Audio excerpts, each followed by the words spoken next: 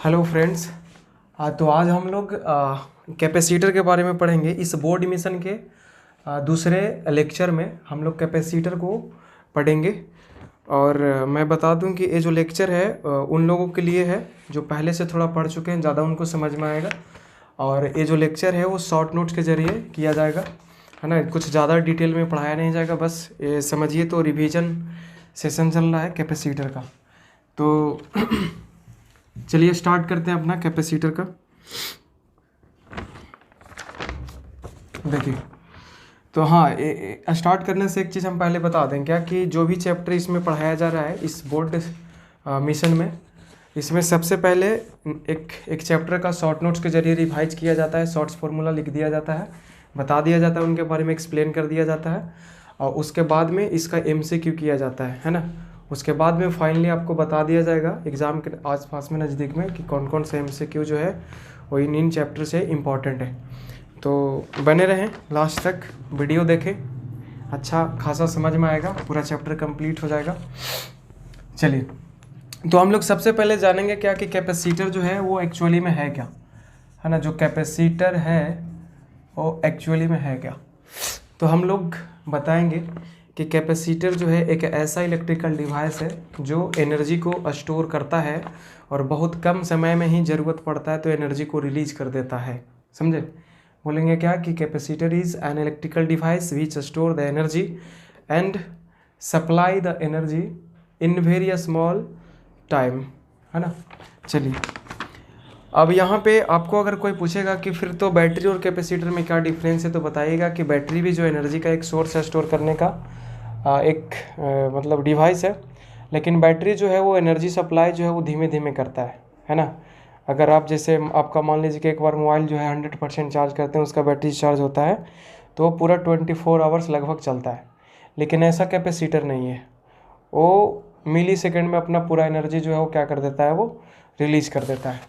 तो यही डिफरेंस है। कैपेसिटर जो बहुत कम समय में पूरा एनर्जी रिलीज कर देगा, बट बैटरी में ऐसा नहीं होता, उसमें धीमे धीमे धीमे स्लो प्रोसेस होता है वो।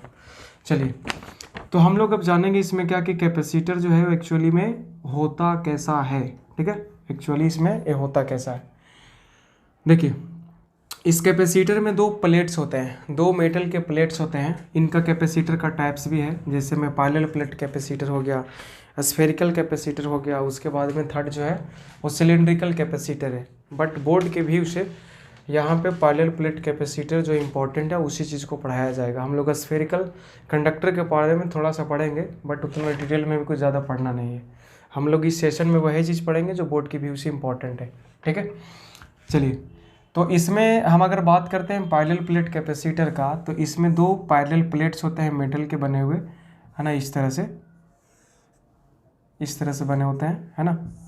चलिए, और इनके बीच में कुछ डाइलेक्ट्रिक मटेरियल डाला जाता है ना। डाइलेक्ट्रिक मटेरियल जो है आपको बाद में इसी चैप्टर में समझ में आ जाएगा, है ना, जिसका कुछ डाइलेक्ट्रिक कांस्टेंट रहता है। ठीक है, जब इसमें कैपेसिटर को स्टार्टिंग में जब पढ़ाया गया था आपको, तो इसमें डाइलेक्ट्रिक मटेरियल का कुछ यहाँ पे बात ही नहीं आया था। डाइलेक्ट्रिक पढ़ाया जाता है कैपेसिटर के जब ख़त्म होते होते रहता है तो लास्ट में चीज़ पढ़ाया जाता है। लेकिन ऐसा जो कुछ नहीं है, इसमें भरा जाता है, डाइलेक्ट्रिक मटेरियल भरा रहता है। चलिए, अब इसमें जो एक प्लेट पे जो चार्ज होता है वो एक पे प्लस क्यू होता है, तो दूसरे पे कितना होता है, तो माइनस क्यू होता है। इनके बीच में पोटेंशियल डिफरेंस कितना होता है, तो यहाँ से ये भी होता है। ठीक है, तो ये चीज़ हो गया इसका क्या, कैपेसिटर का ओवरव्यू हो गया, है ना। कि इसमें दो पैरेलल प्लेट होते हैं, है ना, मेटल का बने हुए। एक पे प्लस क्यू चार्ज रहेगा तो दूसरे पे क्या रहेगा, वो माइनस क्यू रहेगा चार्ज, है ना। चार्ज का मैग्नीट्यूड जो होगा वो क्या होगा, तो सेम होगा। चलिए, एक टर्मिनल ये हो गया, एक टर्मिनल ये हो गया। इनके बीच में है ना डिस्टेंस भी कितना होता है, कुछ रखा जाता है, डी रखा जाता है, काफ़ी कम रखा जाता है ना। अब हम लोग बात करते हैं इसमें कैपेसिटेंस का, बात करते हैं किसका, बात करते हैं कैपेसिटेंस का। ठीक है, कैपेसिटर में किसका बात करते हैं, कैपेसिटेंस का बात करते हैं, जिसको हम लोग C से इंडिकेट करेंगे। तो कैपेसिटेंस जो है वो एक प्रॉपर्टी है कंडक्टर का, बोल सकते हैं, या तो फिर कैपेसिटर का, है ना। देखिए ज़रा से इसका हम डिफिनेशन बनाना चाहेंगे, है ना, क्या होगा। तो कैपेसिटेंस जो है वो कैपेसिटर का या कंडक्टर का कैपेसिटी को बताता है। क्या बताता है, कैपेसिटी को। तो किस तरह का कैपेसिटी, तो वह कितना चार्ज जो है वो स्टोर कर पा रहा है ना, कर पा रहा है या तो होल्ड कर पा रहा है पर यूनिट पोटेंशियल डिफरेंस में। समझ में आया? तो इसको बोलेंगे क्या कि कैपेसिटेंस जो है ना, इसको बोलेंगे कि it is the capacity of a conductor और capacitor to hold the charge per unit potential difference और per unit voltage is called, क्या उसको बोलेंगे हम लोग, कैपेसिटेंस कहेंगे। तो C जो हो जाएगा, मान लीजिए कि उस कैपेसिटर पे चार्ज कितना स्टोर करके रखा है, Q रखा है ना, और उसके क्रॉस में, इस प्लेट के क्रॉस में जो पोटेंशियल डिफरेंस है या वोल्टेज जो है दैट इज़ V। तो इसका जो कैपेसिटेंस हो जाएगा C is equal to Q divided by क्या हो जाएगा, V हो जाएगा। थोड़ा सा फिर से डिफिनेशन के ऊपर जाएंगे हम। बोला है कि it is the capacity of a conductor और capacitor to store the charge और to hold the charge per unit potential difference. जैसे ही पर यूनिट का बात आएगा ये डिवाइड में चला जाएगा, ठीक है। तो अगर इसका हम SI यूनिट का बात कर लें कैपेसिटेंस का, तो ऊपर में हो जाएगा क्या, कूलम हो जाएगा, Q का कूलम हो जाएगा, और वोल्टेज का या पोटेंशियल डिफरेंस का क्या हो जाएगा, तो वोल्ट हो जाएगा, कूलम पर वोल्ट। तो कूलम पर वोल्ट को बोला जाता है फराड कहते हैं। तो कैपेसिटेंस का यूनिट क्या हो जाएगा, फराड हो जाएगा। तो इसका जो SI यूनिट हो जाएगा वो क्या हो जाएगा, तो फराड हो जाएगा, जिसको हम लोग कैपिटल F से इंडिकेट करेंगे, है ना। तो अतः 1 फराड इज इक्वल टू हम लोग बोल सकते हैं 1 कूलम डिवाइडेड बाई कितना हो जाएगा, तो 1 वोल्ट हो जाएगा, ठीक है। अगर क्वांटिटी का बात करें तो ए बी स्केलर है, तो जो स्केलर क्वांटिटी का जो रेशियो होगा वो स्केलर ही होगा। तो जो C है कैपेसिटेंस है वो क्या है, तो एक स्केलर क्वांटिटी है, क्या है, तो एक स्केलर क्वांटिटी। देखिए अब हम लोग जानते हैं क्या, कैपेसिटेंस 1 नंबर हो गया आपका, ठीक है। कैपेसिटेंस का 1 नंबर में दे दीजिएगा हेडिंग, ये दूसरा नंबर है, दूसरा नंबर पॉइंट। कैपेसिटेंस है ना ऑफ ए स्फेरिकल कंडक्टर। एक स्फेरिकल कंडक्टर का हम लोग कैपेसिटेंस इसमें क्या करेंगे तो देखेंगे, ठीक है। स्फेरिकल कंडक्टर का, नहीं कैपेसिटर नहीं है, क्या है अभी, कंडक्टर ही है। तो मान लीजिए कि ये आपका क्या है, एक कंडक्टर है, स्फेरिकल कंडक्टर है, जिसका रेडियस कितना है, R है। इस पे चार्ज कितना रखा गया है, Q रखा गया है, ठीक है। तो इसका जो कैपेसिटेंस हो जाता है वो हो जाता है 4 पाई एप्सिलॉन 0 इंटू कितना हो जाएगा, एक कैपिटल R हो जाएगा, ठीक है। अब यहाँ पे बात आता है, ये प्रूफ किया जाता है, ठीक है। आप थ्योरी का कॉपी देखें, सारा कुछ प्रूफ किया हुआ है। चलिए देखिए इधर, ये जो कैपेसिटेंस है एक स्फेरिकल कैपेसिटर का, ये चीज़ निकल के आ चुका है। अब यहाँ पे अगर आपसे पूछे क्या कि एक स्फेरिकल कैपेसिटर का जो कैपेसिटेंस होता है वो किन बातों पे डिपेंड करता है, तो सबसे पहले बोलना होगा कि उस स्फेरिकल कंडक्टर का रेडियस पे डिपेंड करता है, कि जितना बड़ा रेडियस होगा, जितना उसका बड़ा साइज होगा, उतना बड़ा है ना, उतना ही ज़्यादा उसका क्या होगा, तो कैपेसिटेंस होगा। अब आप लोग जानते हैं कि एप्सिलॉन 0 के साथ में क्या आता है, एप्सिलॉन R भी आता है। तो C इज इक्वल टू, अगर मीडियम के लिए लिखा जाए, मतलब कि if this sphere is surrounded है ना बाई अ मीडियम, तो उस मीडियम के लिए हम लोग जानते हैं कि एप्सिलॉन 0 इंटू एप्सिलॉन R आता है साथ में। तो इसके लिए हो जाएगा 4 pi epsilon 0 into epsilon R into कितना हो जाएगा, R हो जाएगा। तो ये बात जो है उस मीडियम पे भी डिपेंड कर रहा है कि सरफेस के चारों तरफ कौन सा मीडियम रखा हुआ है ना। तो ये 2 चीज़ पे डिपेंड कर रहा है। स्फेरिकल कंडक्टर का कैपेसिटेंस जो 2 बात पे डिपेंड करता है, एक जो है उसका रेडियस पर कि कितना बड़ा साइज है उसका, और दूसरा बात डिपेंड करता है किस पे, तो कौन सा मीडियम उस पर अवेलेबल है उसके आसपास में।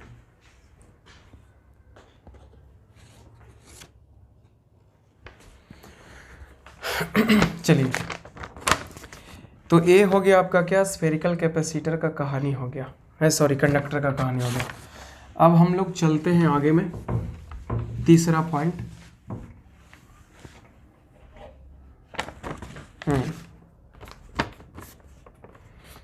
तीसरा पॉइंट है यहाँ पे, effect on capacitance of a charge body when it is placed. देखिए इफेक्ट ऑन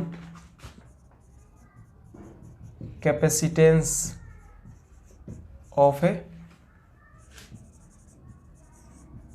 charged body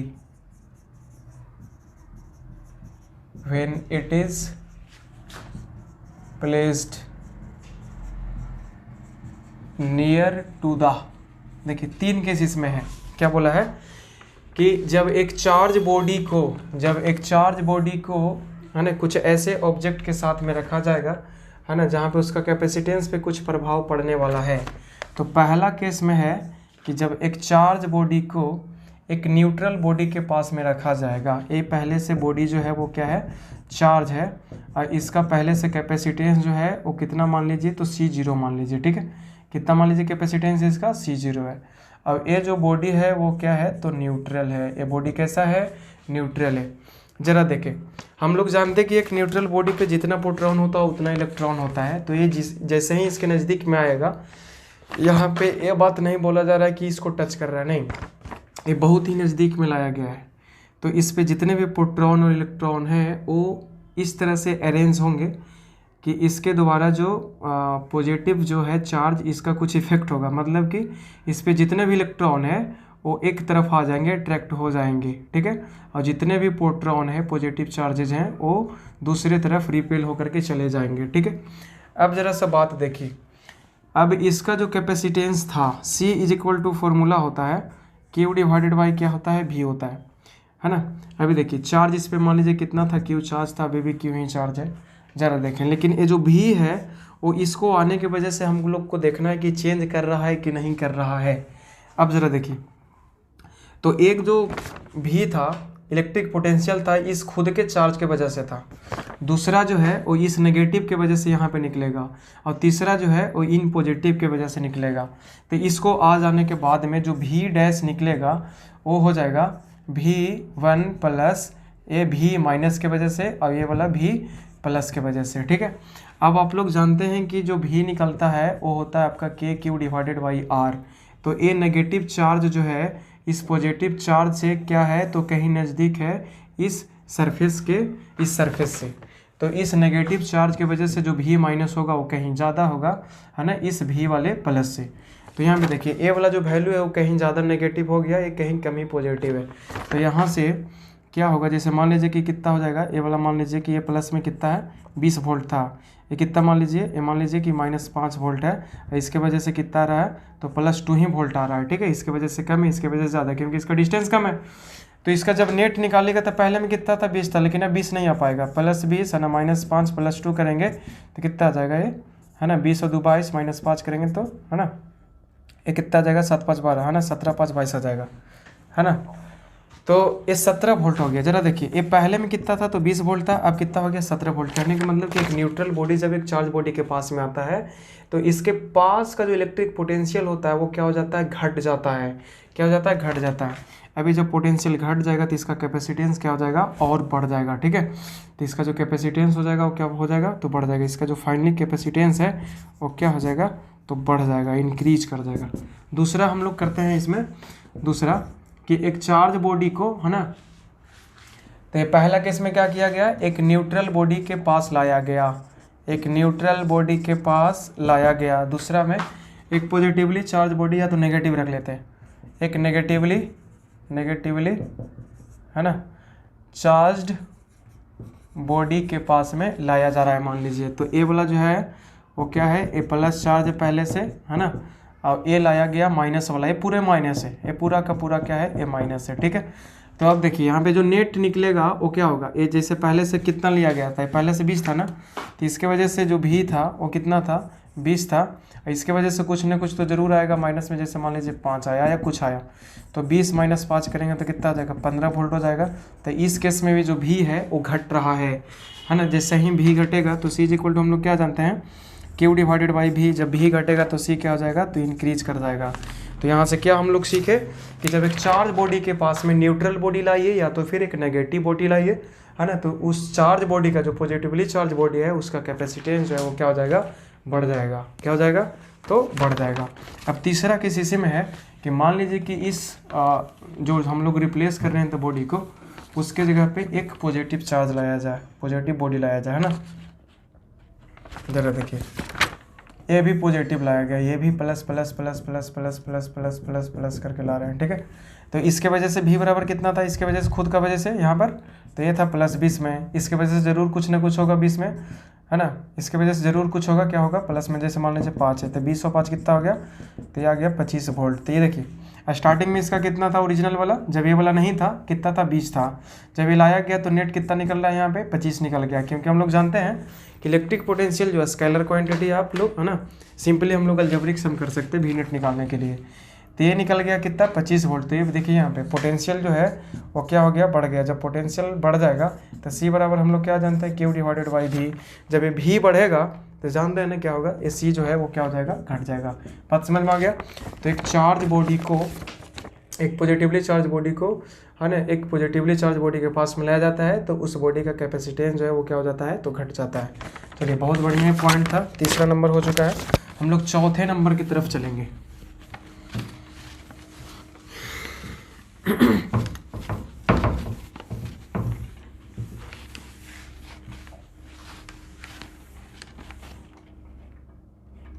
चलिए चौथा पॉइंट में हम लोग बात करते हैं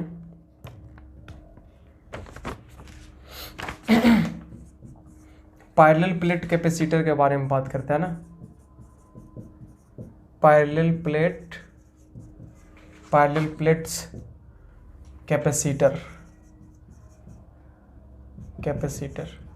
देखिए पैरेलल प्लेट कैपेसिटर जो है उस कैपेसिटर को कहा जाएगा जिसमें दोनों प्लेट जो है एक दूसरे के क्या रहेंगे, है ना, पैरेलल रहेंगे और प्लेन रहेंगे। तो ऐसा अगर इसका 3D डायग्राम बनाया जाए तो ऐसा रहेगा आपका, है ना। अच्छा, ये कोई ज़रूरी नहीं कि जिसका जो प्लेट है वो रेक्टेंगुलर ही रहेगा, कुछ और भी रह सकता है, तो सर्कुलर भी हो सकता है, कोई दिक्कत नहीं है ना। तो एक तार जो इधर से निकल जाएगा, एक जो इधर से निकल जाएगा, इनके बीच में कुछ दूरियां रहेगी, है ना, दूरियां रहेगी। मान लीजिए ये 3D में बताएगा आपको, है ना।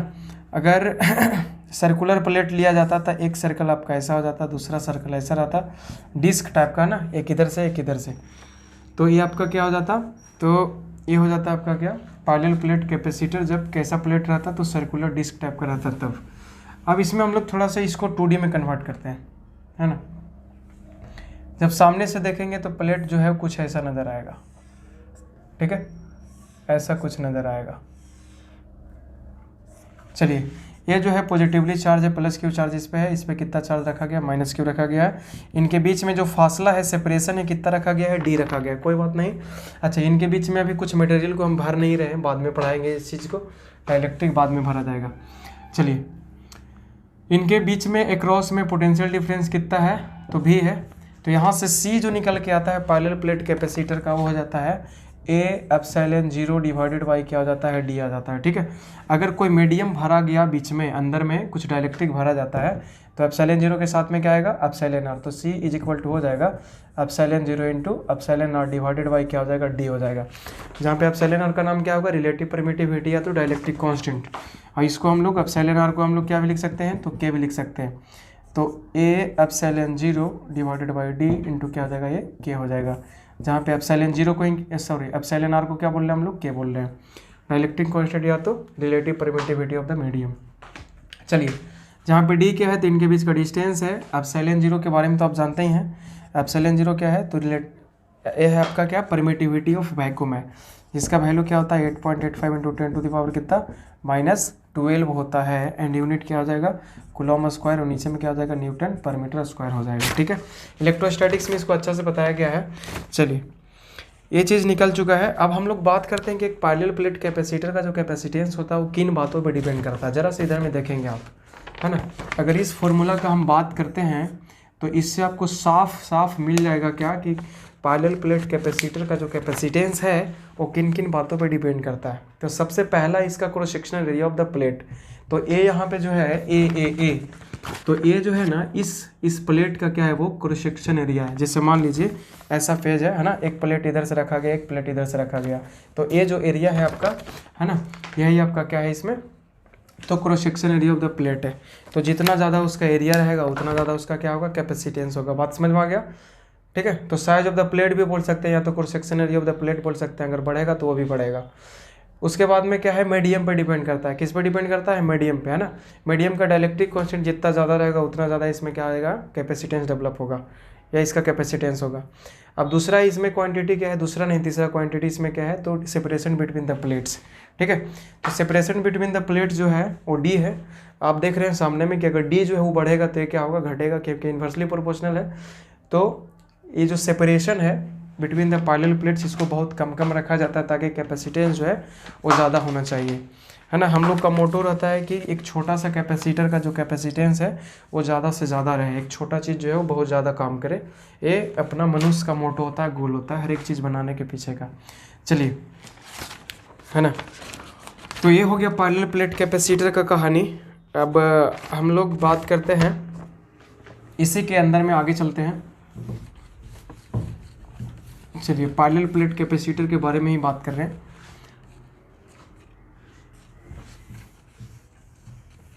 देखिए इधर 5वां पॉइंट है इलेक्ट्रिक फील्ड, है ना। क्या है? Electric field inside parallel plate capacitor. एक पैरेलल प्लेट कैपेसिटर के अंदर में, है ना, पैरेलल प्लेट कैपेसिटर के अंदर में क्या इलेक्ट्रिक फील्ड होगा वो हम लोग को चेक करना है। देखिए, कैपेसिटर जो होता है ना वो सिंगल साइडेड, है ना। सिंगल साइड क्या होता है, इसमें चार्ज होता है, तो इस वाले पे क्या होता है, पॉजिटिव चार्ज होता है, और इस वाले पे क्या होता है, उतना ही नेगेटिव चार्ज होता है, ठीक है। इस पे अगर आप प्लस क्यू ले रहे हो तो इस पे क्या हो जाएगा, माइनस क्यू। एक आपको इलेक्ट्रोस्टैटिक्स में बताया गया था सिग्मा के बारे में, ठीक है, जिसको सरफेस चार्ज डेंसिटी कहा जाता है, या तो चार्ज पर यूनिट एरिया इसको कहते हैं। तो इस पे प्लस सिग्मा रहेगा तो इस पे क्या हो जाएगा, माइनस सिग्मा हो जाएगा, ठीक है। तो सिग्मा इज इक्वल टू क्या हो जाएगा, क्यू डिवाइडेड बाई इस प्लेट का सरफेस एरिया हो जाएगा, ठीक है, एक तरफ वाला। तो एक प्लेट तो कंडक्टिंग होता है, लेकिन एक तरफ चार्ज होने के वजह से, एक प्लेट में एक तरफ चार्ज होने के वजह से, इसके वजह से जो इलेक्ट्रिक फील्ड होगा वो हो जाता है अंदर में, है ना, प्लस वाला की वजह से सिग्मा डिवाइडेड बाई 2 एप्सिलॉन 0 हो जाएगा, समझे। एक कंडक्टिंग प्लेट है लेकिन बिहेव कर रहा है नॉन कंडक्टिंग प्लेट के जैसा, क्योंकि इसमें जो चार्ज का डिस्ट्रीब्यूशन है वो सिंगल साइडेड है ना। जब दोनों तरफ होता था कंडक्टिंग प्लेट में तो उसमें E बराबर आता था सिग्मा डिवाइडेड बाई एप्सिलॉन 0, समझ में आया।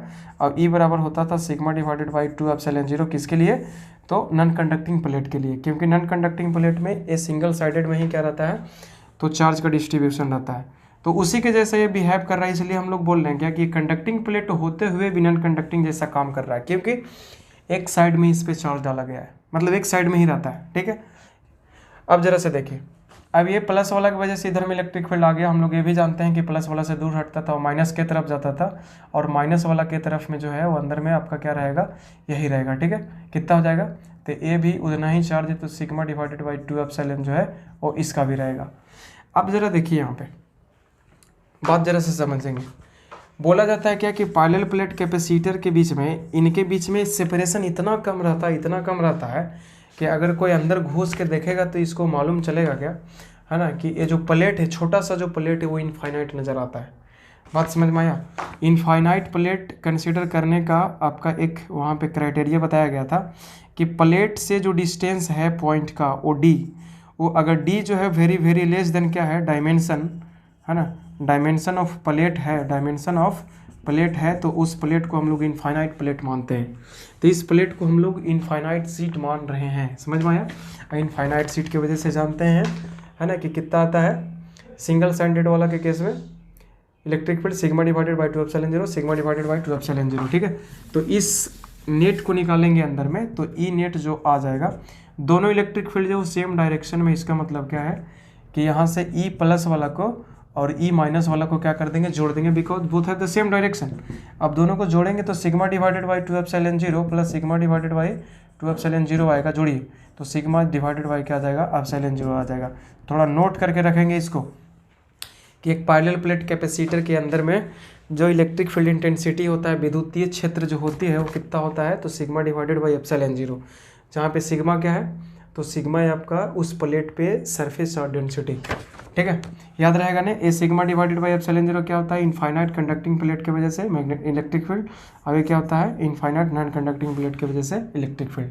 अब ये जो चीज़ होता है यूनिफॉर्म होता है, कहीं पे भी आप देखेंगे तो सेम ही मिलेगा, क्योंकि इनफाइनाइट है। चलिए, तो इलेक्ट्रिक फील्ड का कहानी हो चुका है। अच्छा, इलेक्ट्रिक फील्ड का डायरेक्शन अगर आप निकालोगे तो क्या हो जाएगा, ए पॉजिटिव प्लेट से क्या हो जाएगा, नेगेटिव प्लेट की तरफ हो जाएगा, प्लस क्यू से माइनस क्यू, अब हम लोग चलते पॉइंट नंबर 6 के तरफ। पॉइंट नंबर 6 के तरफ देखिए, है ना, 6 नंबर में हम लोग बात करते हैं क्या, एनर्जी स्टोर के बारे में, है ना, एनर्जी स्टोर्ड, है ना, energy stored in a capacitor. एक कैपेसिटर में कितना एनर्जी स्टोर होता है, तो ये बहुत ही इंपॉर्टेंट फॉर्मूला है। तो ई एनर्जी जो हो जाएगा इसमें, energy stored is equal to, energy stored is equal to हो जाएगा 1/2 सी इंटू क्या हो जाएगा, वी स्क्वायर हो जाएगा।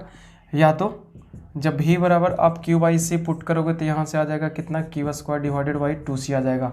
बहुत ही इंपॉर्टेंट फॉर्मूला है, जहाँ पे सी क्या है तो कैपेसिटेंस, उस कैपेसिटर का भी क्या है, पोटेंशियल डिफरेंस है। क्यू क्या है, उस पर चार्ज है, सी तो कैपेसिटेंस बार बार जानते हैं आप, वही जानते हैं ना। तो ये होता है एक कैपेसिटर में एनर्जी स्टोर्ड का फॉर्मूला होता है। ठीक है, चलिए कोई बात नहीं।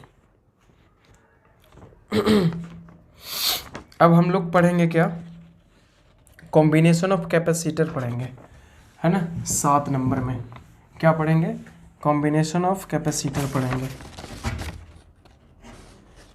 जरा देखिए 7 नंबर,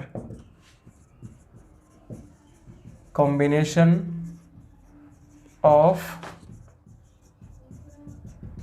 कैपेसिटर्स। देखिए इसका जो कॉम्बिनेशन होता है वो दो होता है, ठीक है।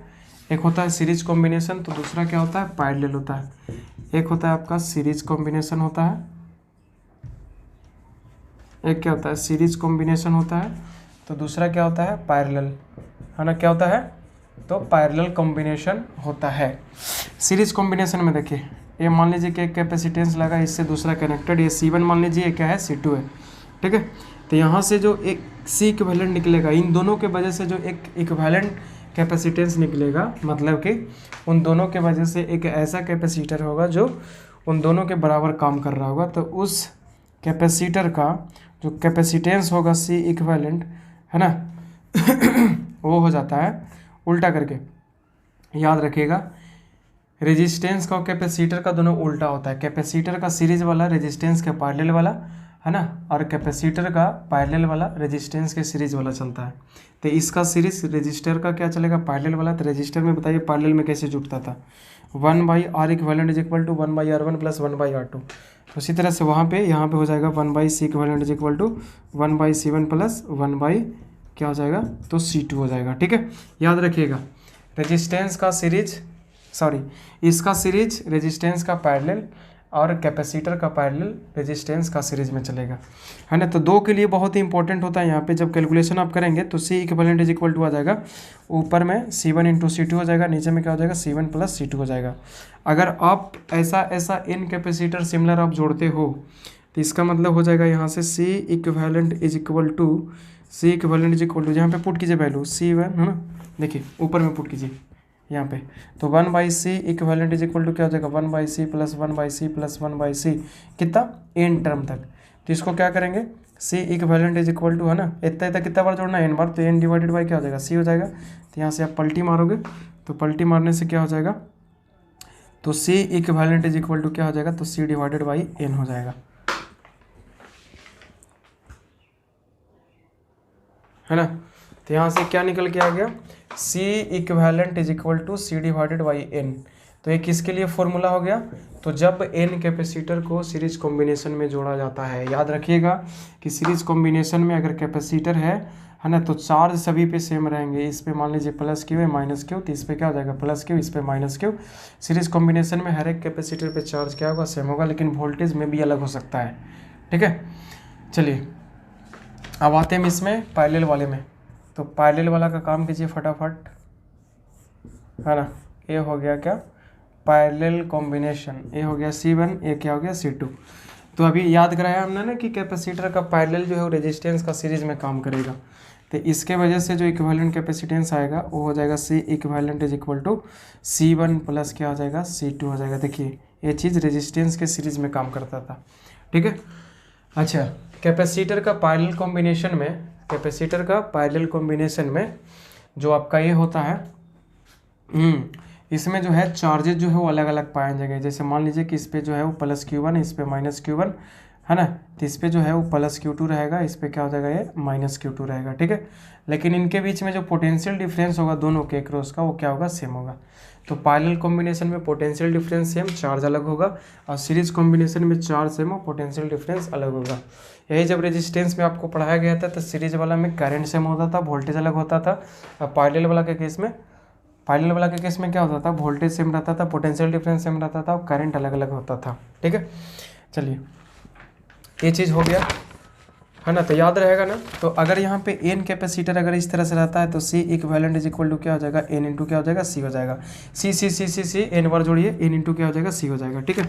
तो अगर पैरेलल कॉम्बिनेशन में है एन कैपेसिटर तो एक कैपेसिटर के कैपेसिटेंस में इनसे भागा दे दो आप।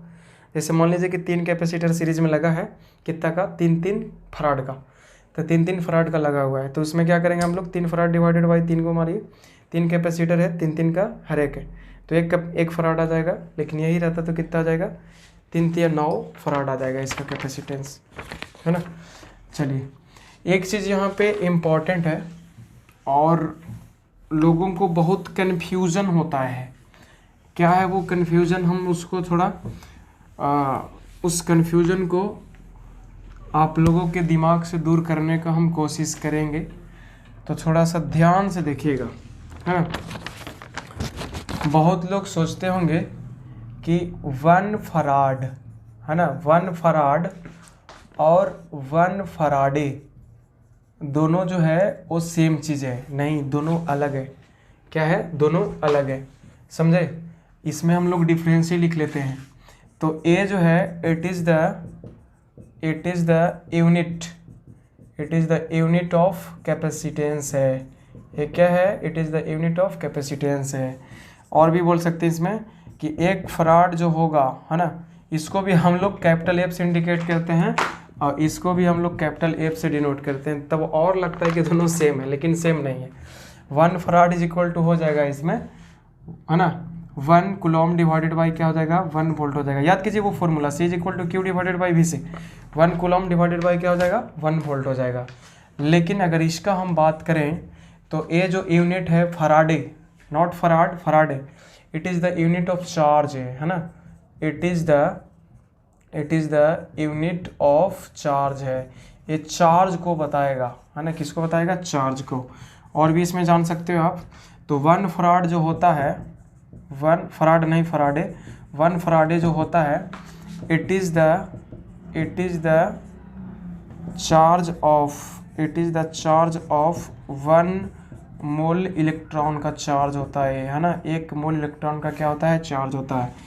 तो जब यहाँ पे 1 फराडे का वैल्यू आप यहाँ से निकालना चाहोगे तो 1 मोल का वैल्यू कितना होता है, 6 पॉइंट, केमिस्ट्री में एवोगाड्रो नंबर 6.022 इंटू 10⁻23 इंटू, है ना। अगर हम इस पे चार्ज निकालना चाहें तो इतना एवोगाड्रो नंबर हो गया। एक इलेक्ट्रॉन पे चार्ज कितना होता है, माइनस अभी रखेंगे नहीं, 1.6 इंटू 10⁻, कितना होता है, -19 होता है। जब इसको आप कैलकुलेट करोगे ना तो 1 फराडे जो हो जाएगा, 1 फराडे जो है वो निकल के आ जाएगा 96,500 कूलम आ जाएगा, समझे ना, 96,500 कूलम। तो यही चीज़ आपको एमसीक्यू में देता है कि 1 फराडे जो है वो 96,500 कूलम के बराबर। और इधर में 1 फराड बोलेगा तो क्या हो जाएगा, ये 1 कूलम पर वोल्ट के बराबर हो जाएगा, ठीक है। बढ़िया से समझ में आया होगा। चलिए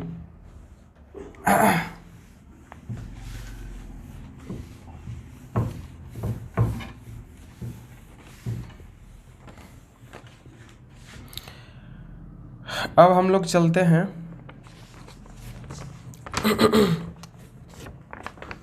8 नंबर में, distribution of charge on capacitor, है ना, distribution of charge on capacitor, ठीक है, कैपेसिटर पे चार्ज का डिस्ट्रीब्यूशन। तो मान लीजिए कि एक जो ये है ना, वो न्यूट्रल एक कैपेसिटर है, मतलब उस पर जो है वो किसी तरह का चार्ज जो है वो नहीं दिया गया है ना।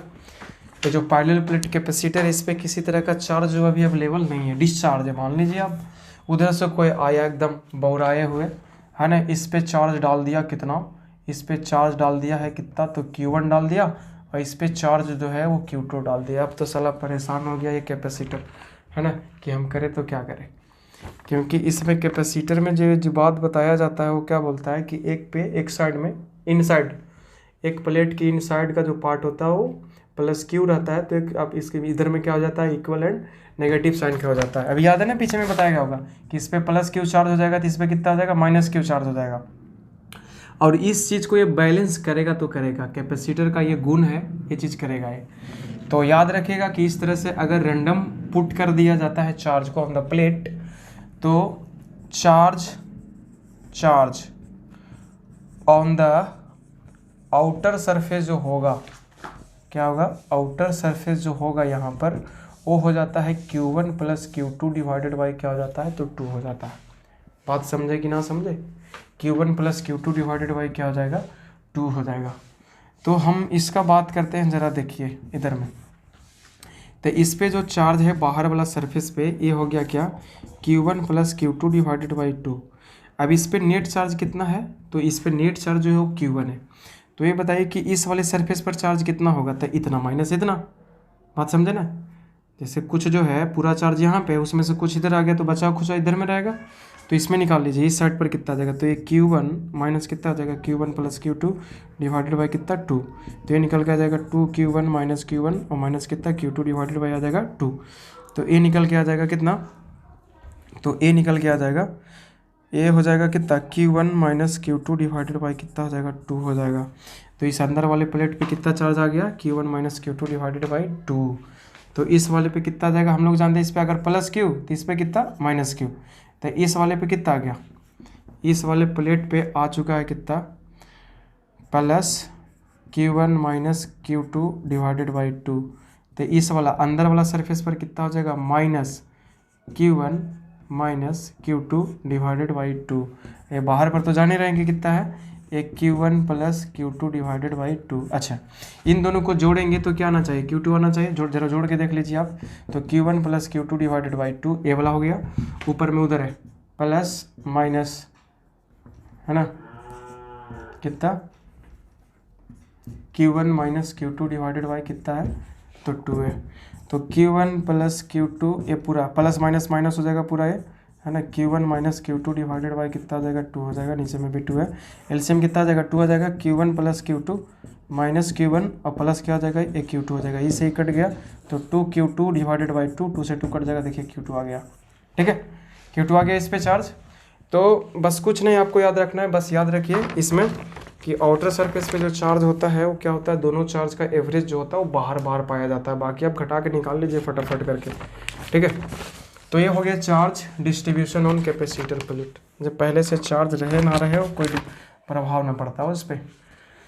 चलिए ठीक है, आगे बढ़ते हैं।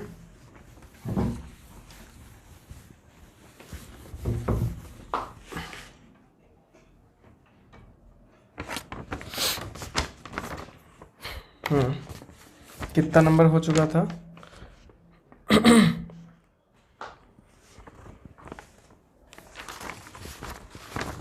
देखिए 9 नंबर है ना, 9 में करना है। बहुत ही इंपॉर्टेंट चीज़ है कैपेसिटर प्रॉब्लम, है ना, कैपेसिटर प्रॉब्लम ज़रा देखेंगे आप। 2 कैपेसिटर का प्रॉब्लम है। जैसे मान लीजिए कि एक पहले से कैपेसिटर था, ठीक है, वो पहले से ही चार्ज है, इसका कैपेसिटेंस दिया है 2 माइक्रोफराड दिया है, कितना दिया है 2 माइक्रोफराड, इसका वोल्टेज कितना दिया है 20 वोल्ट दिया है, ठीक है। इनको जो है वो एक दूसरे चार्ज कैपेसिटर के साथ में ऐड किया जाता है, जिसका कैपेसिटेंस दिया है 3 माइक्रोफराड दिया है, माइक्रो समझ रहे हैं 10⁻⁻⁶। इसका वोल्टेज दिया है कितना 5 वोल्ट मान लीजिए कि दिया हुआ है, एक स्विच लगा दीजिए, जब मर्जी तब ऑन ऑफ हम लोग करते रहेंगे। चलिए ये क्या है, तो की है, स्विच है, ज़रा देखिएगा। अगर इस पे इनिशियल चार्ज अगर निकाला जाए Q1 पर, है ना, तो कितना चार्ज हो जाएगा इस पर जो चार्ज अवेलेबल होगा, तो हम लोग फॉर्मूला जानते हैं Q इक्वल टू क्या होता है, C/V होता है।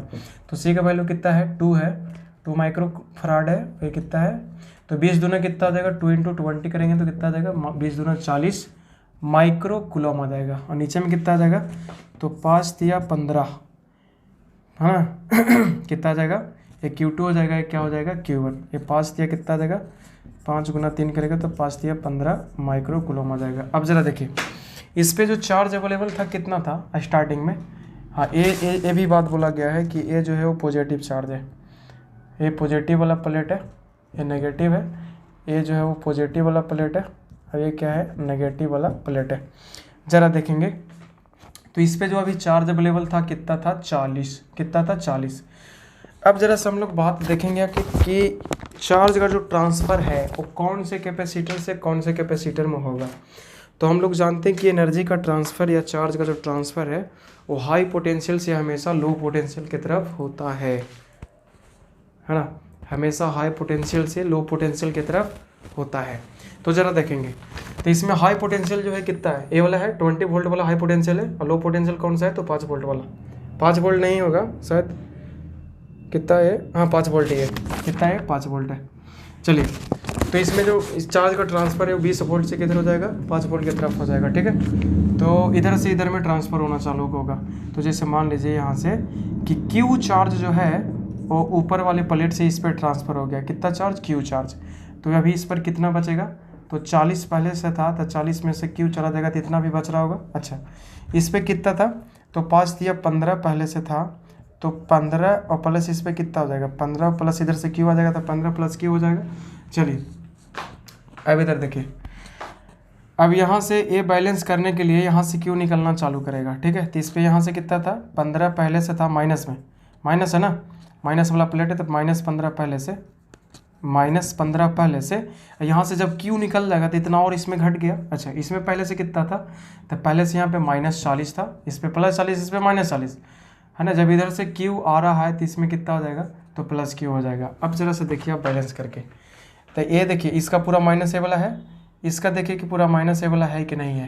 तो इसमें माइनस करेंगे आप तो कितना आ जाएगा, इसमें माइनस लगाओ आप, तो 40 माइनस Q को आप करोगे लगाओगे तो -40 देखिए और +Q आ जाएगा, मतलब एकदम पूरा बैलेंस है ना। तो हम लोगों ने माना क्या कि इस वाले प्लेट से चार्ज Q उठ करके इस पे आ गया, इस पर आ जाने के बाद में चार्ज इस पे बढ़ गया, तो जाहिर सी बात यहाँ से कुछ निकल के इधर में जाएगा, क्योंकि कैपेसिटर में ये आपका होता है इसका कैरेक्टर है कि दोनों प्लेट पर जो है ना वो चार्ज का मैग्नीट्यूड सेम होना चाहिए। अगर इस पर किसी तरह से कोई ज़बरदस्ती भी दे दिया है तो ये खुद से अपने आप कर लेगा वो बैलेंस, ठीक है, चाहे दे करके चाहे ले करके। अब ज़रा चलिए, अब इसका जो सोल्यूशन है आप कहाँ से करेंगे, तो बात आता है क्या कि चार्ज का ट्रांसफ़र जो है ना वो कब तक होते रहेगा। तो चार्ज का ट्रांसफ़र जो है तब तक होते रहेगा जब तक दोनों का पोटेंशियल जो है डिफरेंस या वोल्टेज जो है वो सेम ना हो जाए, है ना। Charge will be transfer till the potential difference becomes same. तो V1 बराबर जब तक V2 ना हो जाए तब तक वो निकलेगा नहीं, ठीक है। अब ज़रा सा बताइए हम लोग को, है ना, इधर में बताइए कि V बराबर फॉर्मूला क्या होता है, Q डिवाइडेड बाई क्या होता है, C होता है। चलिए तो अगर इसका बात करें हम तो यहाँ पे Q बराबर देखिए यहाँ पे एक Q1 डैश डिवाइडेड बाई क्या हो जाएगा, C1 हो जाएगा, एक क्या हो जाएगा Q2 डैश डिवाइडेड बाई क्या हो जाएगा, तो C2 हो जाएगा। तो यहाँ से आप जब सोल्व करेंगे तो Q1 डैश यहाँ पे कितना बचा हुआ, इस वाले प्लेट पे अब चार्ज अवेलेबल कितना है, तो 40 माइनस कितना है, तो Q है ना, डिवाइडेड बाई C1 कितना है, 2 माइक्रोफराड, माइक्रो से माइक्रो कट जाएगा कोई दिक्कत नहीं। Q2 डैश कैपेसिटर नंबर 2 नीचे में चार्ज कितना अवेलेबल है आपका, 15 प्लस Q। याद रखें अगर यहाँ पे चार्ज जो है वो प्लस वाला प्लेट पे लें तो यहाँ पे भी प्लस वाला प्लेट पे लें, माइनस वाला पे लेना आपको तो माइनस वाला नीचे भी लेना पड़ेगा। इसका कैपेसिटेंस कितना दिया है, 3 माइक्रोफराड दिया है। तो यहाँ से जब आप कैलकुलेशन करोगे तो कितना आ जाएगा, 4 तिया 12 minus 3Q is equal to 15 दूना 30 प्लस कितना हो जाएगा, 2Q हो जाएगा, है ना। तो यहाँ से 120 minus 30 is equal to 2Q plus कितना हो जाएगा, 3Q हो जाएगा। तो 5Q इज इक्वल टू हो जाएगा यहाँ से कितना, 9 3 12 90। तो Q बराबर आ जाएगा कितना, 18 5 90 18, है ना, क्या आ जाएगा, Q इज इक्वल टू 18 आ जाएगा, है ना, 18 माइक्रो कूलम आ जाएगा, 18 माइक्रो कूलम। तो अगर आपसे पूछ दे क्या इसमें कि है ना उस कैपेसिटर से इस कैपेसिटर में कितना चार्ज ट्रांसफ़र हुआ, तो 18 माइक्रो कूलम चार्ज ट्रांसफ़र हुआ है, ठीक है। तो कोई दिक्कत नहीं, इसमें समझ में आ गया होगा, बढ़िया से, बहुत ही अच्छा टेक्निक है, बहुत ही अच्छा कॉन्सेप्ट है ये वाला चीज़ करने का। चलिए आगे हम बढ़ते हैं।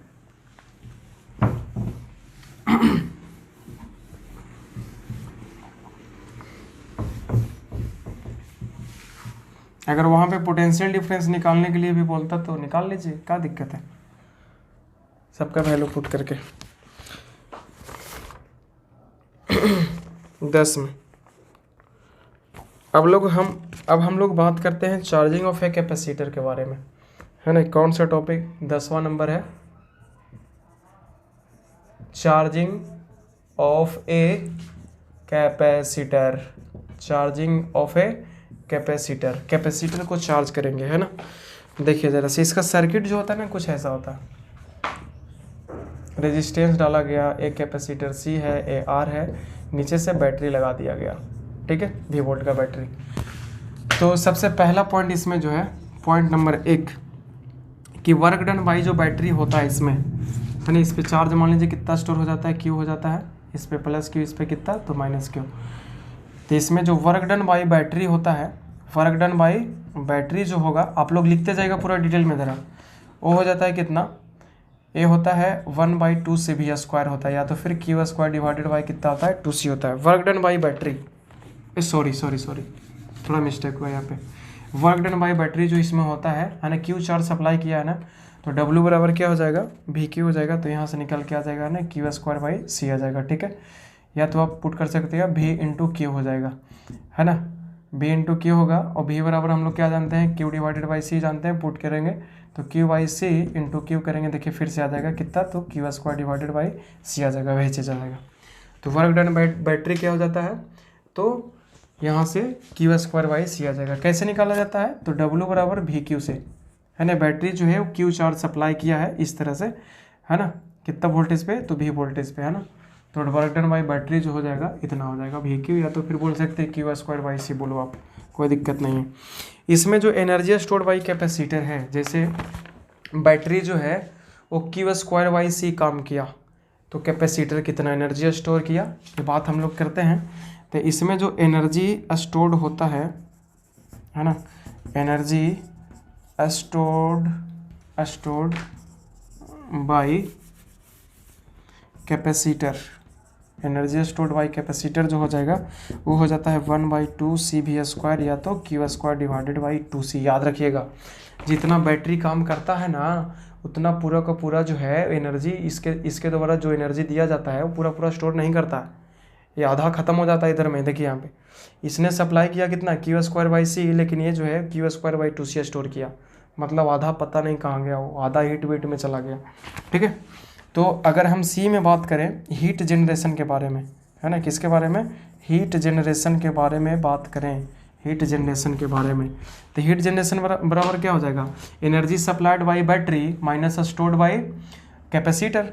तो सप्लाई कितना किया गया है आपका, कहाँ गया, Q square by C supply किया गया, माइनस स्टोर कितना गया कैपेसिटर के द्वारा, तो Q square divided by 2C, तो निकल के आ जाएगा यहाँ से Q square divided by 2C, and that is equal to half CV square ही आएगा। बात समझ में आ गया। तो जब कैपेसिटर को चार्ज किया जाता है तो बैटरी कितना काम करता है, Q स्क्वायर बाई C, ये कितना स्टोर करता है, Q स्क्वायर बाई 2C, या तो हाफ CV स्क्वायर। इसमें हीट जनरेशन कितना होता है, मतलब उष्मा में खपत हो जाता है, बर्बादी हो जाता है, वो कितना होता है, तो हाफ CV स्क्वायर है, तो Q स्क्वायर बाई 2C होता है, ठीक है। अब यहाँ पे एक 2 पार्ट और बचा है कैपेसिटर का, छोटा छोटा टॉपिक बचा है, देखेंगे थोड़ा डिटेल में देखेंगे।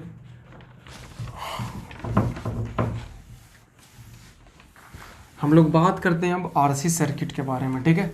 किसके बारे में, तो RC सर्किट के बारे में हम लोग बात करते हैं। इसी में सेम ही चीज़ है, क्या है, कौन सा टॉपिक है ये, कितना नंबर, 11 नंबर का टॉपिक है, RC सर्किट, है ना, RC सर्किट। देखिए RC सर्किट में कहने का मतलब कि वैसा सर्किट होगा जिसमें रेजिस्टेंस भी होगा और क्या होगा, तो कैपेसिटर भी होगा। जैसे अभी चार्जिंग वाला केस लगाया गया था, जैसे एक रेजिस्टेंस है, इधर में क्या है, कैपेसिटर है, और नीचे में क्या है, तो एक बैटरी डाला गया है, ठीक है। यहाँ पे एक स्विच डाल दो आप, चलिए ठीक है। तो एक चीज़ और मान लीजिए कि ये जो है पोटेंशियल डिफरेंस अक्रॉस रेजिस्टेंस है, अब ये क्या है, potential difference across capacitor C है, है ना। तो यहाँ पे हो जाएगा V R plus V C is equal to कितना हो जाएगा, वी हो जाएगा। मतलब बैटरी का जो टोटल पोटेंशियल डिफरेंस होगा, वोल्टेज होगा, इन दोनों के पोटेंशियल डिफरेंस के सम के बराबर रहेगा। अब ये जो आरसी सर्किट है इसको दो पार्ट में बांटा जाता है। पहला जो पार्ट है वो हम लोग पढ़ते हैं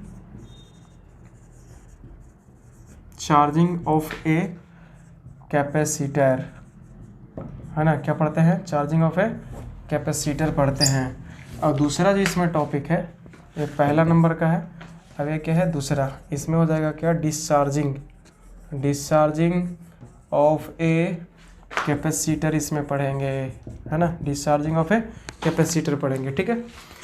चलिए, अगर चार्जिंग ऑफ ए कैपेसिटर का बात किया जाए तो सर्किट देखिए आपका यहीं पे है चार्जिंग ऑफ कैपेसिटर का।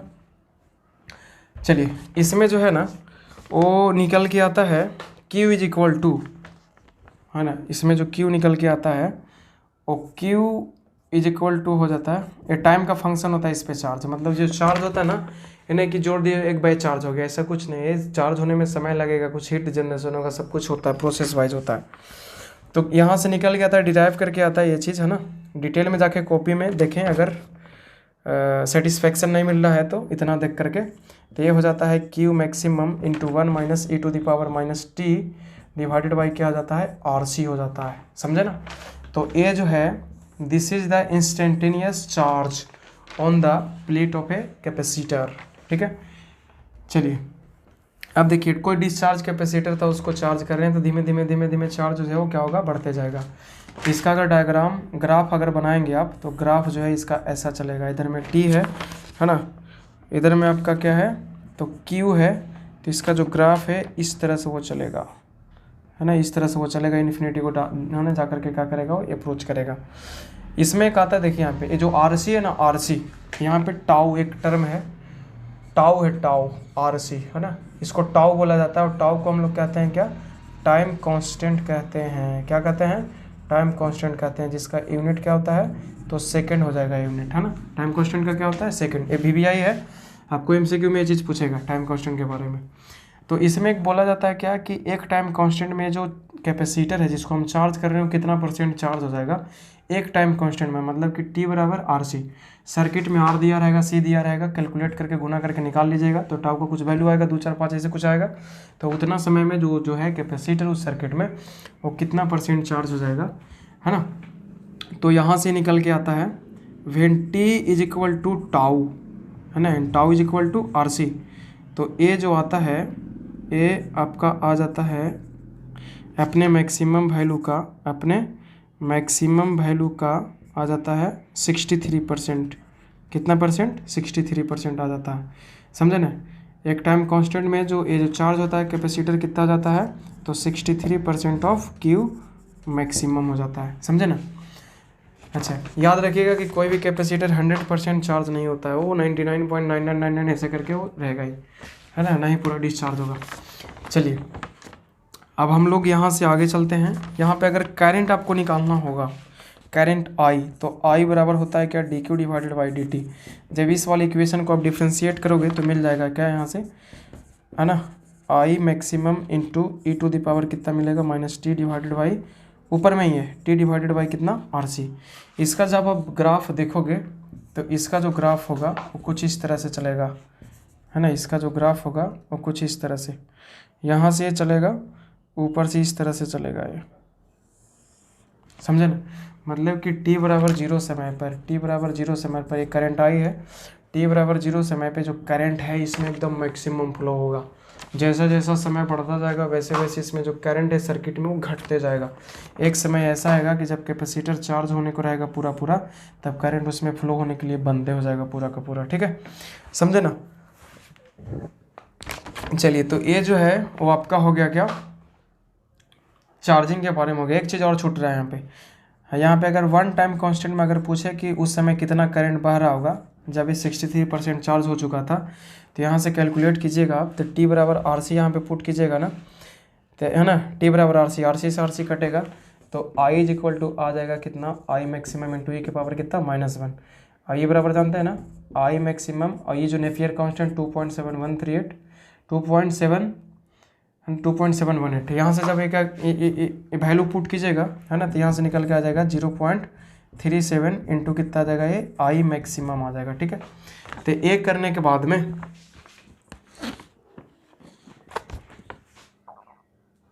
है ना, एक करने के बाद में यहाँ से एक करने के बाद में आपका क्या होगा, तो वो चीज़ निकल जाएगा आपका आई मैक्सिमम। तो कहने का मतलब कि एक टाइम कांस्टेंट में एक कैपेसिटर जो 63% चार्ज हो जाता है और उस समय अपने मैक्सिमम वैल्यू का 37% करंट जो है वो पास करता रहता है। चलिए अब हम लोग चलते हैं डिस्चार्जिंग के केस में। तो डिस्चार्जिंग के केस में जो आता है ना, डिस्चार्जिंग के केस में वो आपका आ जाता है क्या, अच्छा इसका अगर आप ये लगाओगे सर्किट अगर आप बनाना चाहते हो, तो ए हो गया क्या, ए हो गया रेजिस्टेंस, और कैपेसिटर जो है यहाँ पे एक सोर्स का काम करेगा। किसका काम करेगा, सोर्स का काम करेगा, एक बैटरी का काम करेगा, एनर्जी सप्लाई करने का काम करेगा। ये रेजिस्टेंस आर है, इसमें एक्स्ट्रा बैटरी ना लगाएंगे। ठीक है, इससे एनर्जी देगा, ये लेगा है ना, चलिए खपत करेगा। तो इसमें जो क्यू आएगा निकल के, एक क्यू टी जो हो जाएगा वो हो जाता है Q0 into e⁻t divided by tau बोलिए या तो RC बोलिए, दोनों सेम ही चीज़ है। e⁻t डिवाइडेड बाई कितना RC, जहाँ पे RC बराबर क्या है, तो टाउ है, टाइम कांस्टेंट जिसको कहते हैं आप, है ना। और उसी तरह से I जब निकालेंगे यहाँ पे I बराबर क्या हो जाएगा, dq डिवाइडेड बाई dt हो जाएगा। इसको डिफ्रेंशिएट करेंगे तो फिर से एकदम इसी तरह से ये चीज़ मिलेगा, जिसका वैल्यू हो जाएगा क्या, I maximum into e⁻t divided by tau हो जाएगा। अगर इन दोनों का ग्राफ देखा जाए, इन दोनों का ग्राफ देखा जाए तो सिमिलर होगा ग्राफ, है ना, जो इस तरह से ही चलेगा। थोड़ा सा क्लियर करके बनाते हैं, उधर वाले का ग्राफ जो है यहीं पे हम बना देते हैं। ठीक है, जगह का थोड़ा सा अभाव है। चलिए उसका जो ग्राफ है वो बन जाएगा इस तरह से कुछ। याद कीजिए एक ऐसा इक्वेशन आया था, अभी लास्ट में आया था, जिसका ग्राफ जो इस तरह से कुछ आया था, है ना। तो ए जो है वो क्यू का है, क्यू वर्सेस टी का है यहाँ से, है ना। ये टी बराबर कहाँ पर होगा, तो टाउ पर होगा, जो कितना हो जाएगा आपका 0.37% किसका जी, तो Q0 का। जहाँ पे Q0 क्या है, तो इनिशियल चार्ज इसमें कितना था स्टार्टिंग में, वो चीज़ आपको बता रहा है, प्लस क्यू, ये क्या है माइनस Q0।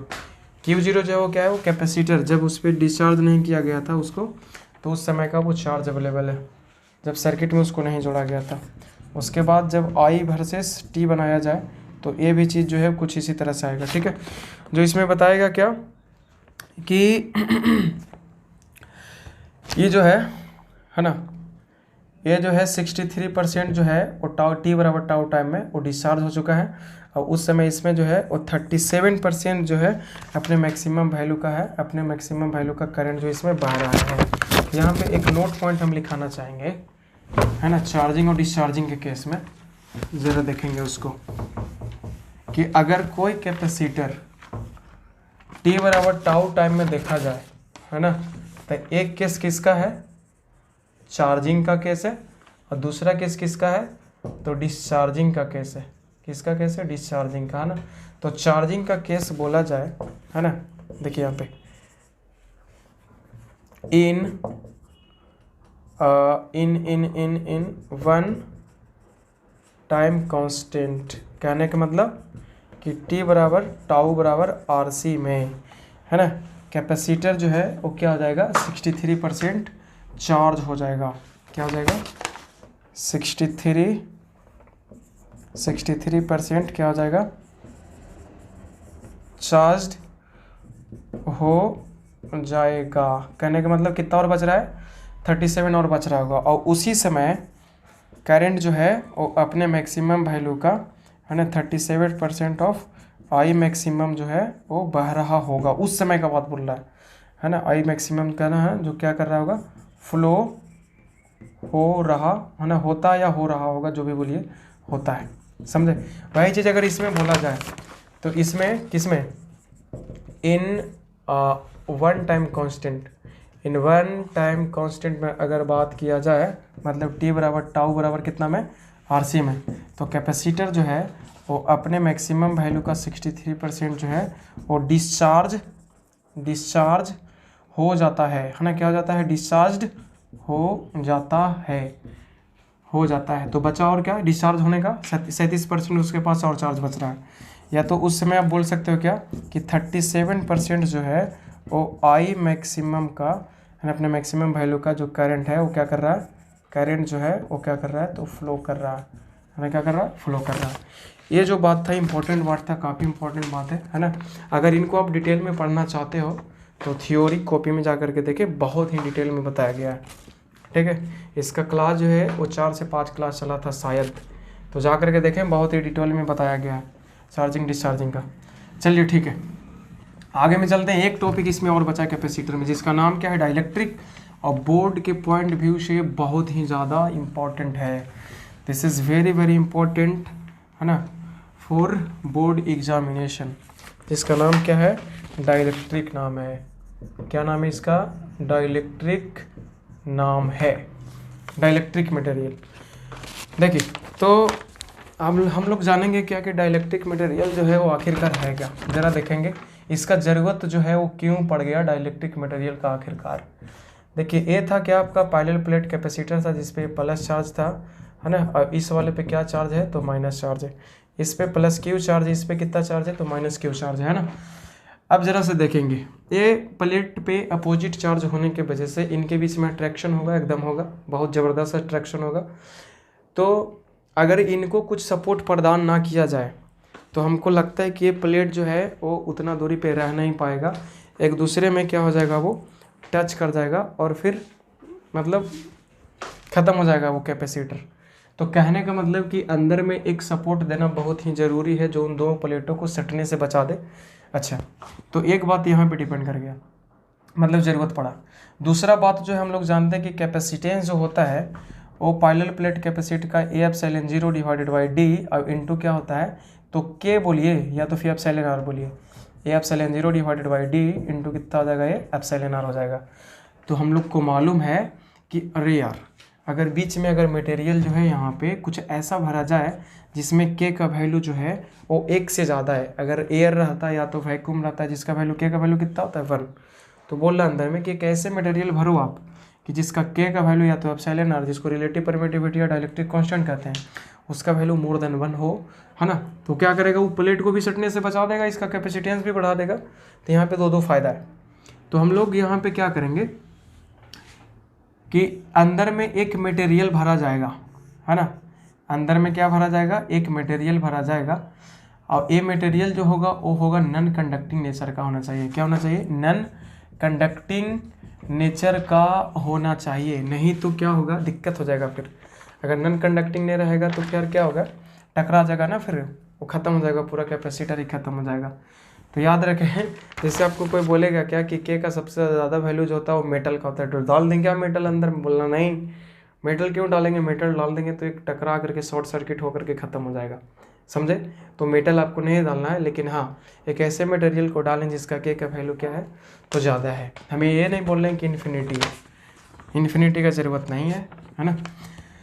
तो यहाँ पे ज़रूरत पड़ गया, तो इसी हम लोग कंडक्टिंग मटेरियल को, इसी कंडक्टिंग मटेरियल को हम लोग क्या बोल रहे हैं, तो डाइलेक्ट्रिक बोल रहे हैं। इसी को क्या बोल रहे हैं हम लोग, तो डाइलेक्ट्रिक मटेरियल इसी को हम लोग कहते हैं, है ना। तो डाइलेक्ट्रिक मटेरियल क्या हो गया, तो बोलिएगा कि एक डाइलेक्ट्रिक मटेरियल जो है वो नॉन कंडक्टिंग मटेरियल है जो कैपेसिटर के अंदर में डाला जाता है, क्या करने के लिए, तो उन प्लेट को सपोर्ट प्रदान करने के लिए, ताकि वो सटने से बच जाए, और दूसरा जो है उसका कैपेसिटेंस को बढ़ाने के लिए डाला जाता है, समझ गए। चलिए अब यहाँ पे फोर्स निकालने के लिए भी बोलता है आपका, तो अंदर में जैसे दो प्लेट के बीच में आपको अगर मान लीजिए कि फोर्स निकालने का बोल दिया, तो F बराबर हम लोग क्या पढ़ते हैं, A इंटू क्यू पढ़ते हैं। तो एक प्लेट के वजह से दूसरे प्लेट पर के पास देखा जाए तो इलेक्ट्रिक फील्ड कितना हो जाएगा, सिग्मा डिवाइडेड बाई कितना, 2 एप्सिलॉन 0 इंटू इस पे क्यू कितना हो जाएगा, तो सिग्मा इंटू ए हो जाएगा। तो कितना आ जाएगा, sigma square A divided by कितना, 2 एप्सिलॉन 0, या तो सिग्मा इज इक्वल टू क्या हो जाएगा, क्यू डिवाइडेड बाई ए का whole square into A divided by कितना, 2 एप्सिलॉन 0। तो Q square divided by A square into A divided by कितना आ जाएगा, 2 एप्सिलॉन 0। ए से कट जाएगा तो क्यू स्क्वायर बाई कितना आ जाएगा, 2 एप्सिलॉन 0 इंटू कितना आ जाएगा, तो ए आ जाएगा। तो so this is the formula for net acting force between the plates, जब डाइलेक्ट्रिक नहीं डाला गया था, जब डाइलेक्ट्रिक जो है वो नहीं डाला गया था, ठीक है। जब डाइलेक्ट्रिक हम लोग डाल देंगे तो जो फोर्स है वो भी कम जाएगा, क्योंकि एप्सिलॉन आर नीचे में आएगा, एप्सिलॉन आर का वैल्यू बढ़ेगा, तो जाहिर सी बात है फोर्स भी कमता चला जाएगा, ठीक है। ये चीज़ छूट गया था, इस चीज़ को कहीं पे नोट कर लेंगे है ना, कि दो प्लेट के बीच में कितना फोर्स लगता है पैरेलल प्लेट कैपेसिटर में, तो इतना फोर्स लगता है। इस फोर्स को बचने के लिए, ये फोर्स अगर कोई नहीं बचाए तो सट जाएगा ना जा करके, तो इससे बचने के लिए मटेरियल इधर में अंदर में भरना बहुत ज़रूरी है। ठीक है, चलिए आगे चलते हैं।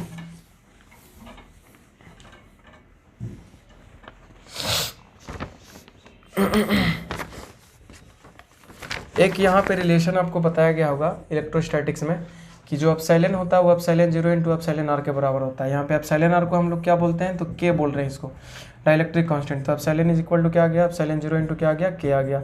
तो के बराबर आ जाएगा, this is epsilon R, this is equal to epsilon divided by epsilon 0। देखिए तो इसका नाम क्या है, परमिटिविटी ऑफ मीडियम। ये आपका परमिटिविटी ऑफ 0 लगा है, मतलब वैक्यूम या free space permittivity. Relative permittivity of medium है, या तो डाइलेक्ट्रिक कांस्टेंट, इसको मीडियम का बोल सकते हैं हम लोग, है ना। ये दोनों जो क्वांटिटी है, एब्सोल्यूट क्वांटिटी है, अब ये जो है वो क्या है, रिलेटिव क्वांटिटी है ना। इसका यूनिट होता है बट इनका यूनिट जो है वो नहीं होता है। याद रखिएगा कि के या तो एप्सिलॉन आर का जो वैल्यू होता है वो हमेशा ग्रेटर देन 1 होगा और इन्फिनिटी से क्या होगा, तो ग्रेटर देन 1 होगा, इन्फिनिटी से कम होगा। मतलब एप्सिलॉन आर का वैल्यू जो है 1 से इन्फिनिटी के बीच में होता है। ये इक्वल टू भी 1 होता है किसके लिए, तो वैक्यूम के लिए 1 होता है। ठीक है, वाटर के लिए कितना होता है, तो 81 होता है, 81। चलिए अब हम लोग पढ़ेंगे पार्शियली फिल्ड कैपेसिटर, है ना। एक कैपेसिटर में पार्शियली फिल किया गया है। देखिए ये मान लीजिए कैपेसिटर है जिसका डिस्टेंस वगैरह कुछ दिया है क्या, नहीं, मान लीजिए छोड़ दीजिए। और अंदर में इस पूरे क्रॉस सेक्शन में नीचे तक लाइए आप, एकदम यहाँ तक, है ना। इसमें मान लीजिए कि एक डाइलेक्ट्रिक मटेरियल भरा गया जिसका डाइलेक्ट्रिक कांस्टेंट कितना है, के है, एंड इसका थिकनेस कितना है, तो इसका थिकनेस जो है वो कितना है, तो टी है। समझे ना, इस तरह से भरा गया है। तो इसका जो कैपेसिटेंस है वो हो जाएगा, इसका जो कैपेसिटेंस है वो C इज इक्वल टू हो जाएगा A epsilon 0 divided by D minus T और प्लस कितना हो जाएगा, तो T डिवाइडेड बाई K हो जाएगा। तो ये है पार्शियली फिल्ड कैपेसिटर। ये क्या है, उसी में चलेंगे, हेडिंग नहीं तो डाल सकते हैं आगे। ये क्या है, पार्शियली फिल्ड, है ना, पार्शियली फिल्ड कैपेसिटर है, पार्शियली फिल्ड कैपेसिटर है ना। इसका ये क्या हो जाएगा, कैपेसिटेंस हो जाएगा। मतलब कि इस तरह से आप डालोगे तो क्या हो जाएगा इसका कैपेसिटेंस ये बन जाएगा। अच्छा आप जरा सा डाल करके देखिए, हम लोग पीछे में C इज इक्वल टू पढ़े थे A epsilon 0 divided by D into क्या पढ़े थे, के पढ़े थे। किसके लिए, जब कोई पूरा कंप्लीट भर दिया जाता है तब, जब पूरा का पूरा भर दिया जाए, पूरा मटेरियल भर दिया गया अंदर में, पूरा के से भर दिया गया, इसके लिए फॉर्मूला क्या हो जाता है, ये हो जाता है। देखते हैं जरा से भर कर। तो जब ये पूरा भरा जाएगा, है ना, जब ये पूरा भरा जाएगा तो ये डिस्टेंस कितना है, पूरा D है, तो T इज इक्वल टू उस समय कितना हो जाएगा, D हो जाएगा जब पूरा भरा जाएगा, तो है ना। तो T बराबर D जरा सा पुट करके देखें, तो C is equal to A epsilon 0 divided by D minus T की जगह पे कितना D प्लस T की जगह पे कितना D और नीचे में कितना है, तो K है। तो A से कट गया तो A epsilon 0 divided by D और K जो है चला जाएगा ऊपर, देखिए आ गया फिर से वही चीज़। तो याद रखें पार्शियली फील्ड कैपेसिटर के लिए ये चीज़ होता है फॉर्मूला, है ना, जहाँ पे टी क्या है तो थिकनेस ऑफ डाइलेक्ट्रिक मटेरियल है, क्या है डाइलेक्ट्रिक कांस्टेंट है, डी क्या है separation between the parallel plate capacitor है, ए क्या है cross section area of the plate है। एप्सिलॉन 0 के बारे में तो आप समझ ही रहे हैं।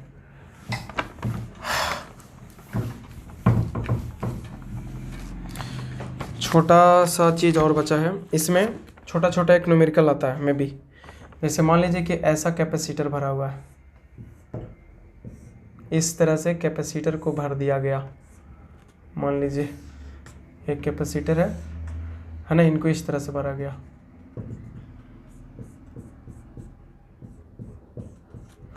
इसमें K1 है, इसमें क्या है K2 है, और नीचे वाले में है ना, इसमें जो है इसमें वो K3 डाला गया। याद रखिएगा कि ऊपर का जो एरिया ये वाला जो पार्ट है वो आधा एरिया में भरा गया और नीचे का एरिया जो है कितना में भरा गया, आधा एरिया में भरा गया। ए जो है वो कितना है, ये टोटल डिस्टेंस जो है वो कितना है, D है, ए वाला D/2 है, और ए वाला भी डिस्टेंस जो है that is also equal to D/2। Okay, तो इसको हम लोग कैपेसिटेंस कैसे निकालेंगे, है ना, इसका कैपेसिटेंस जो है कैसे निकालेंगे। तो इसमें देखें कुछ नहीं है, इसमें क्या कर सकते हैं आप, 3 कैपेसिटर मान लो, एक कैपेसिटर, दो कैपेसिटर है, और एक नीचे वाला क्या हो जाएगा, 3 कैपेसिटर हो जाएगा। तो इनको आप सेपरेट करोगे तो देखें, एक कैपेसिटर ऊपर में बना, उसके बाद में दूसरा कैपेसिटर उसी से जुटा हुआ है, दूसरा कैपेसिटर हो गया। उसके बाद में देखिए इस कैपेसिटर का एक एंड से इधर में गया है, और इस कैपेसिटर के इस एंड से इधर में जा करके एक ये बड़ा सा कैपेसिटर बन रहा है ना, जिसका सेपरेशन बिटवीन द प्लेट कितना है, डी है। चलिए इसका मान लीजिए C1, इसका मान लीजिए C2, इसका मान लीजिए क्या C3, है ना। इसके क्रॉस में आपका क्या करना है, तो C की वैल्यू निकालना है। एक क्या है K1 डाला है, एक K2 है, एक क्या है K3 है। अब जरा देखिए इंडिविजुअल करेंगे आप तो इस पूरे कैपेसिटर में पूरा K भरा गया, कंप्लीटली फील्ड कैपेसिटर का नाम दिया जाएगा इनका, है ना। तो ये बताइए कि ऊपर में दो कैपेसिटर किस में है, सीरीज में है। तो सीरीज में है तो ऊपर में कैपेसिटेंस कितना आ जाएगा, ऊपर में सीरीज में क्या बोला गया कि सीरीज में अगर दो रहे तो C equivalent is equal to C1 into C2 divided by क्या हो जाएगा, C1 प्लस C2, या तो 1/C equivalent is equal to 1/C1 plus कितना हो जाएगा, 1/C2 हो जाएगा। तो इसका हो जाएगा ऊपर वाला C1 C2 divided by C1 plus कितना आ गया, C2 आ गया। नीचे वाला तो वैसे ही है ना, जो कितना है, जिसका नाम, इसका नाम कितना है, तो C3 है। तो आगे हम बढ़ाओगे तो दोनों किस में हो गया, सीरीज में, सॉरी पैरेलल में, पैरेलल में क्या कर देते हैं, जोड़ देते हैं। तो C इक्विवेलेंट जो यहाँ पे आ जाएगा वो हो जाएगा C3 और प्लस कितना C1 into C2 divided by C1 plus कितना आ जाएगा, C2 हो जाएगा। तो एक कैपेसिटेंस निकल गया इस पूरे सिस्टम का, ठीक है। तो इसी तरह से और भी क्वेश्चन आप कर सकते हैं, है ना। बस कुछ नहीं करना है, तो अलग अलग सेपरेट करके कैपेसिटर को कंबाइन कर लें और फिर इसका C इक्विवेलेंट निकाल दें, जैसे हम लोग पहले निकालते थे, ठीक है। और एक दो इसमें एग्जांपल हम छोटा छोटा कर लेते हैं। अच्छा, यहाँ से फिर कैसे वैल्यू पुट कीजिएगा, तो यहाँ से अभी पीछे में बताएगा ना कंप्लीटिव फील्ड कैपेसिटर के लिए कि C जो होता है वो A/0 डिवाइडेड बाई कितना D इंटू क्या हो जाएगा, K हो जाएगा। तो अब बना लीजिएगा फटाफट करके, है ना। जैसे मैं इधर में भरा गया था तो C1 इज इक्वल टू हो जाएगा, एरिया कितना था इसका, A/2 था, ε0 D/2 था, और K कितना था इसका, तो K1 था। तो यहाँ से ये निकल जाएगा C2 उसी तरह से A/2 था, ε0 नीचे में D/2 था, ये कितना था, तो K2 था। C3 कितना था, तो एरिया इसका A/2 था, ε0 डिवाइडेड बाई डिस्टेंस कितना में, तो ये D में रखा गया था। इसका कितना था, K3 था। इनका वैल्यू कैलकुलेट करके डाल दीजिएगा, आंसर आ जाएगा, ठीक है। चलिए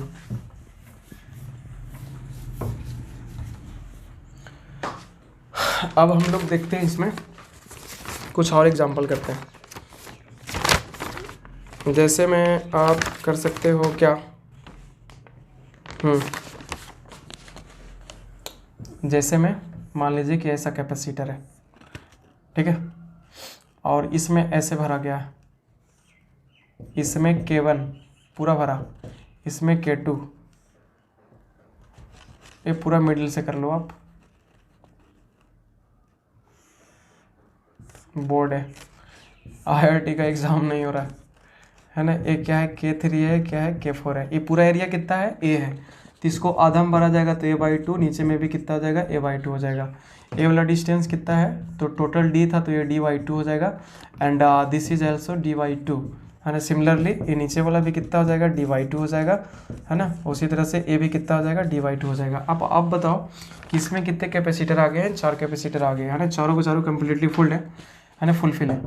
अब ज़रा देखिए, ये पहला कैपेसिटर, उसके बाद में ये दूसरा उसी के साथ में कनेक्टेड है, ये जुटा, उसके बाद में यहाँ से तार नीचे लाइए, उसके बाद में एक कैपेसिटर, फिर दूसरा कैपेसिटर, एक कैपेसिटर, उसके बाद में ये दूसरा कैपेसिटर, ये, फिर उसके बाद में इनको जोड़ दीजिए आप, ये बन गया। और क्या, ये C1 हो जाएगा, ये C2 हो जाएगा, ये C3 हो जाएगा, ये क्या हो जाएगा, C4 हो जाएगा।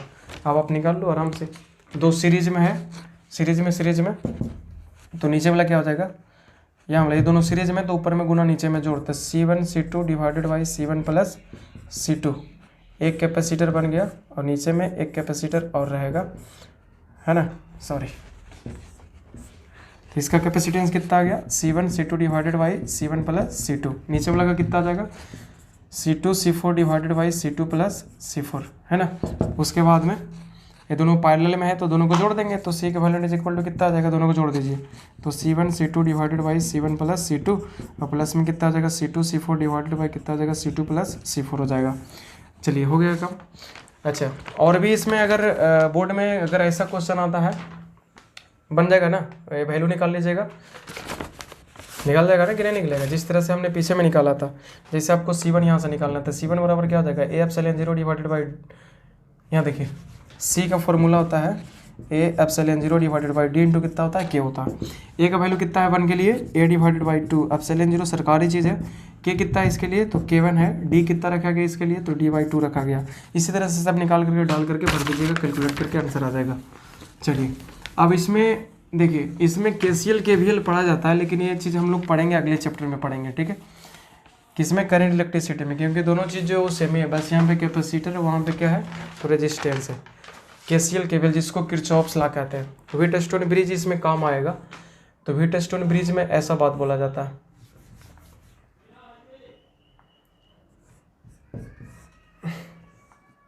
देखिए व्हीटस्टोन ब्रिज एक ऐसा सर्किट है जिसमें 5 कैपेसिटर इस तरह से लगाए जाएंगे। कितना कैपेसिटर, 5 कैपेसिटर। यहाँ से करंट यूँ जाएगा, इधर से निकल जाएगा। ये C1 है, ये C2 है, ये C3 है, ये क्या है C4 है, ये मान लीजिए क्या है C5 है। तो व्हीटस्टोन ब्रिज जो होता है ना वो 2 तरह का होता था। ये करंट इलेक्ट्रिसिटी में हम पढ़ाएंगे डिटेल में, है ना। व्हीटस्टोन ब्रिज जो होता है 2 तरह का, एक बैलेंस एक अनबैलेंस। तो बोर्ड में बैलेंस वाला टाइप ही पढ़ना है।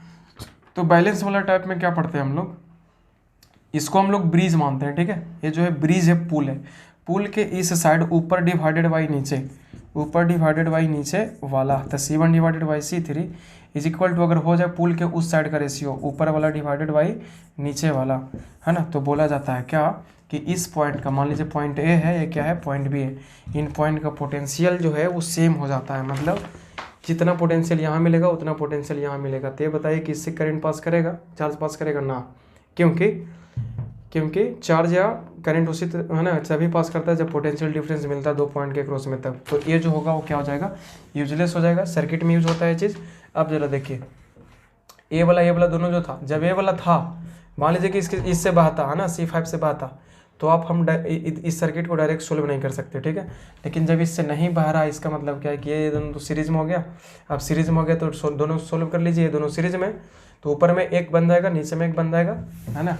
इन दोनों को मिला करके ऐसा बन गया। नीचे में क्या था, C3 C4 था, तो C3 C4 डिवाइडेड बाई कितना हो जाएगा, C3 प्लस कितना C4 हो जाएगा। ऊपर में दोनों को मिला करके क्या हो जाएगा, यहाँ से ये हो जाएगा कितना, C1 C2 डिवाइडेड बाई कितना हो जाएगा, C1 प्लस C2 हो जाएगा। दोनों को फिर पैरेलल में लगा दो, पैरेलल में लगाएंगे तो दोनों को C इक्विवेलेंट निकालने के लिए क्या कर देंगे, जोड़ देंगे। तो हो जाएगा कितना, C1 C2 divided by C1 plus C2 plus कितना C3 C4 डिवाइडेड बाई कितना आ जाएगा, C3 प्लस कितना आ जाएगा, C4 हो जाएगा। So this is the equivalent capacitance of this circuit, है ना।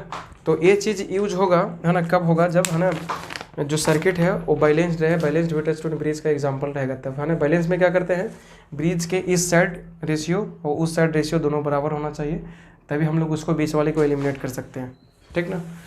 तो जितना भी इम्पोर्टेंट चीज़ था कैपेसिटर में ख़त्म कर दिया गया है ना। तो लास्ट तक बने रहने के लिए बहुत बहुत धन्यवाद। और मैं कहना चाहता हूँ कि इसके बाद में जो इसका लेक्चर आ रहा है वो MCQ सॉल्यूशन के लिए आ रहा है, तो उसको ज़रूर देखें, सभी चैप्टर को देखें, है ना, बारी बारी से। और शॉर्ट नोट्स बनाते जाएं, एक डायरी में या तो एक अच्छे कॉपी में, उसको रिवाइज करते रहें, भुलाए नहीं। जो पढ़ लिए उसको भुलाना अब नहीं है, क्योंकि एग्ज़ाम नज़दीक में है, ठीक है। हमेशा याद करते रहें। और दूसरों दोस्तों तक, अपने जितने भी करीबी दोस्त हैं जो इस बार 12th की एग्ज़ाम दे रहे हैं या 11th में, उन तक ज़रूर भेजें, ताकि इस साल ना तो अगला साल उनको ज़रूर से ज़रूर उसमें काम में आएगा, है ना। नंबर अच्छा लाने में उनको मदद होगा, ठीक है। थैंक यू, धन्यवाद, फिर मिलते हैं।